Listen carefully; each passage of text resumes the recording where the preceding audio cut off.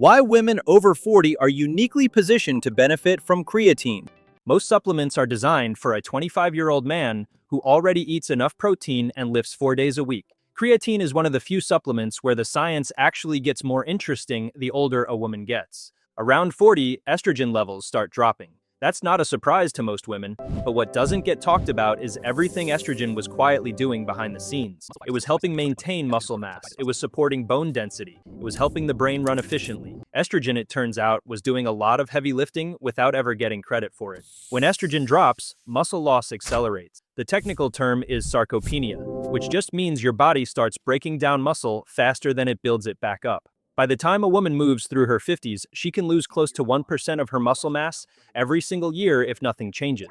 That's not dramatic in a single year. Across a decade, it adds up to real weakness, slower metabolism, and a much higher risk of injury. This is where creatine becomes relevant in a way it never was at 25. Your muscles store creatine naturally, but those natural stores are lower in women than in men to begin with, and they drop further as you age. Supplementing creatine at this stage isn't adding something foreign. It's restoring something your body already used, and increasingly can't produce enough of on its own. Creatine and metabolism. How it affects energy production at the cellular level. Your cells have been carrying a backup generator this whole time. Most women over 40 have no idea it's been slowly running out of fuel. Every time a muscle moves or a brain cell fires, your body burns something called ATP. Think of ATP as the battery your body runs on. The problem is your cells can only hold a tiny amount at once. When demand spikes, like during exercise or a long, mentally draining afternoon, your body needs to recharge those batteries fast. That's where phosphocreatine comes in, a compound stored in your muscles that grabs a spent ATP molecule and recharges it in seconds. Your body's own little pit crew.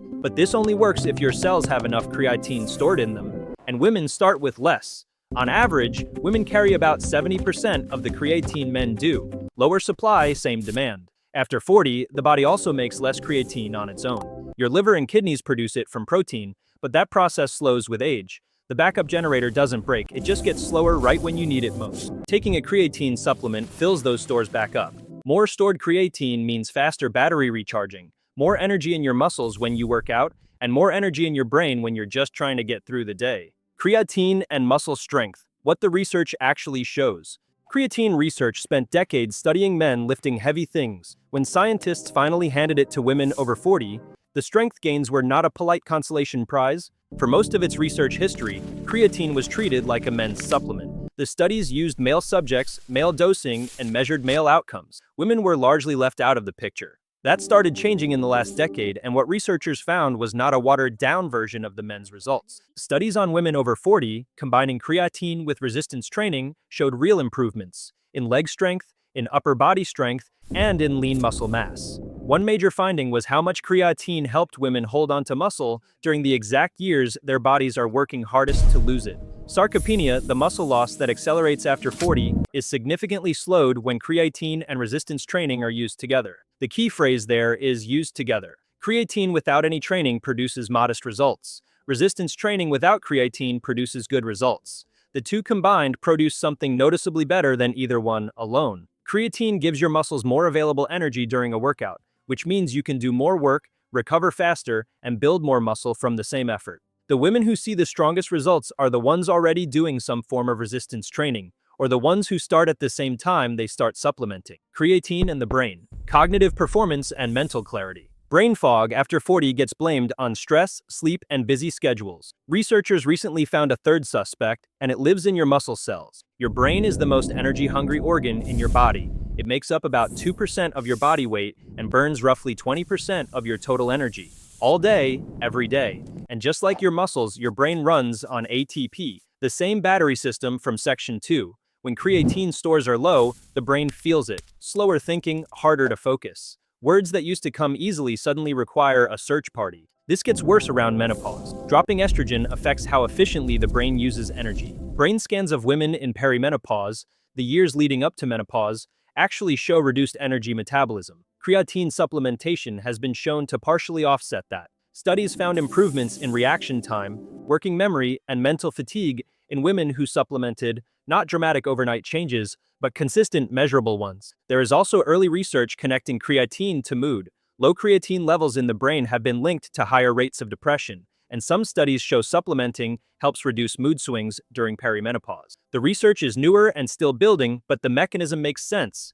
A brain with more available energy is a brain that handles stress better. The mental benefits of creatine are quieter than the physical ones.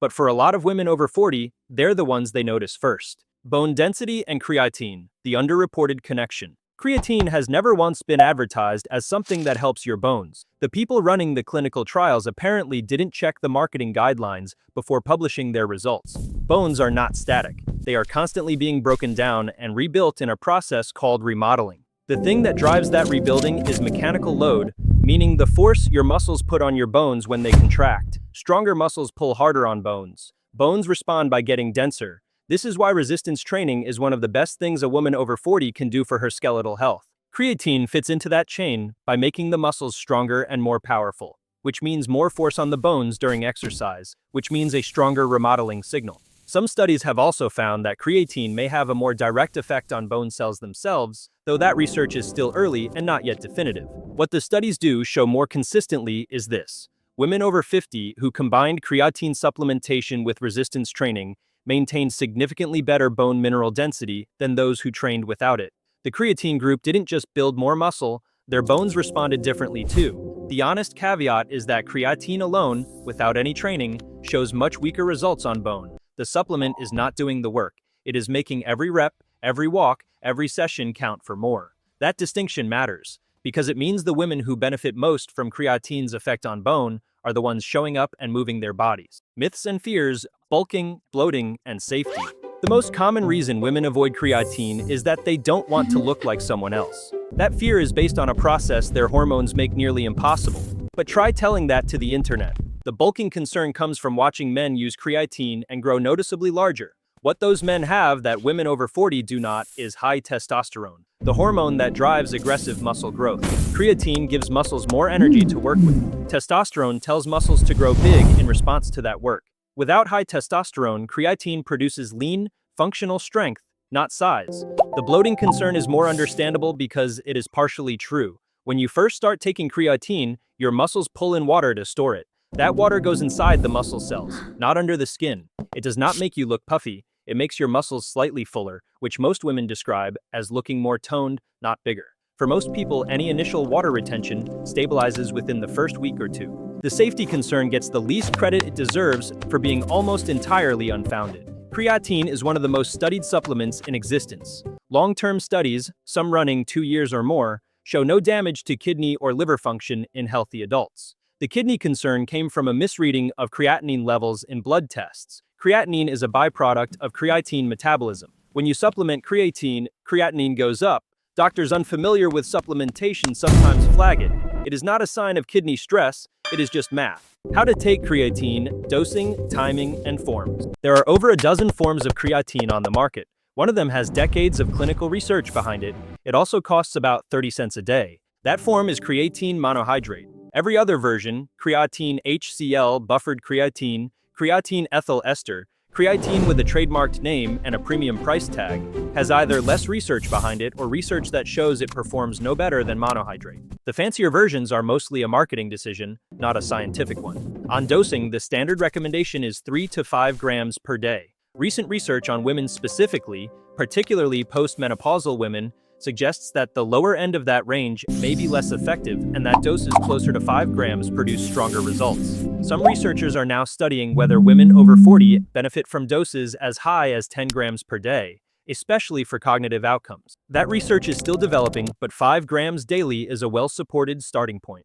Loading, meaning taking 20 grams a day for the first 5 days to saturate your muscles faster, works, but it is not necessary. Skipping the loading phase and taking 5 grams daily gets you to the same place in about 3 to 4 weeks instead of 1. The only real difference is how fast you get there. Timing matters less than consistency. Taking it before a workout, after a workout, or with a meal all produce similar results. The research strongly favors one thing above everything else: taking it every single day without gaps. What to realistically expect, timelines, results, and who it's best suited for. Creatine will not change your body in a week. It will also not do nothing. The timeline depends entirely on which part of your body you're asking about.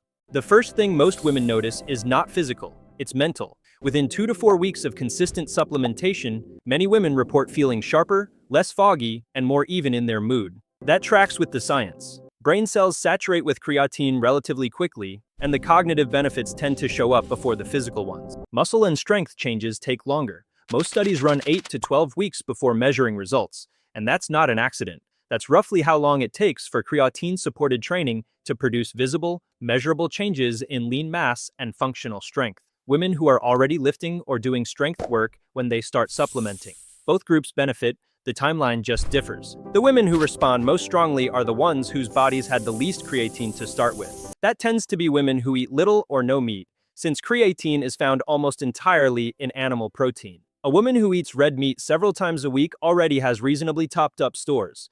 A woman who is vegetarian or vegan is likely working with a significant deficit and will often feel the difference faster and more noticeably. What creatine cannot do is replace training, fix a poor diet, or offset a serious hormonal imbalance on its own. It is not a shortcut. It is a well-researched tool that makes everything you are putting in produce better results, which, for most women over 40, is exactly what they were looking for anyway. Creatine is one of the most researched supplements on the planet, and most women over 40 have never been told it was meant for them too. If this video changed how you think about that, subscribe. There's a lot more where this came from.